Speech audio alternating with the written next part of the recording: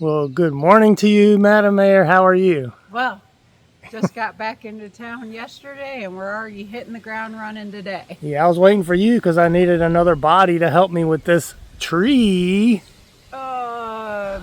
Not tree stranger. Tree stranger. You need a tree stranger. So we are taking out this gum tree. And before you go, oh no, but it's such a beautiful tree.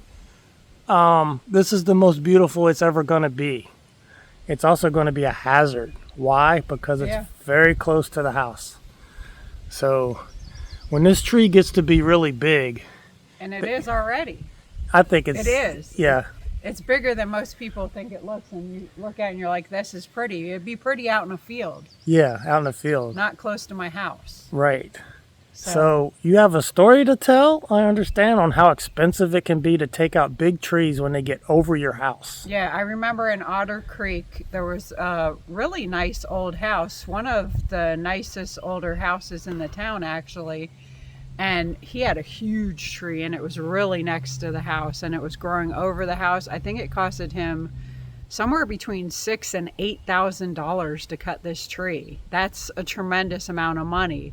And watching the guys haul out these huge, and I mean huge, chunks of tree was just crazy. So when you drive around and you see these huge trees next to people's houses, and you're like, I wonder why they don't get rid of it, because it costs a fortune. Yeah. So, and these trees also, especially these gum trees, make a huge mess. These little spiky balls will be all over the ground, and they are very far from the tree. The wind takes them. I see some that are way over there from this tree. So they do make a huge mess. In Otter Creek, we had ones in Shady Oaks, which we did see Rex was taking them down when we were just visiting. And we always wanted to do that too, and just had so much other stuff that was on the list, but far on the list still. Yeah. But every year we were raking these in the couple lots they were in. It was a big mess. You were always raking up the mess. It's a lot of work you have to do. And who wants to rake in the Florida sun? Right. Not me. And those were dangerous trees. They were sitting right over lots 6 and 7. Yeah. And so he paid somebody to come in and take them. Now, I don't know what he paid, but it's going to be thousands. Right. So trees are beautiful, yes. But when they're in the wrong places and they get way out of control, they can be very costly, to remove, to maintain. When they start messing with your house, it could take your house out, and that's very expensive. It could take you out. Yeah. So, and this tree has already dropped some limbs. Not big limbs, but they've already dropped limbs. I've had to clean up after this tree.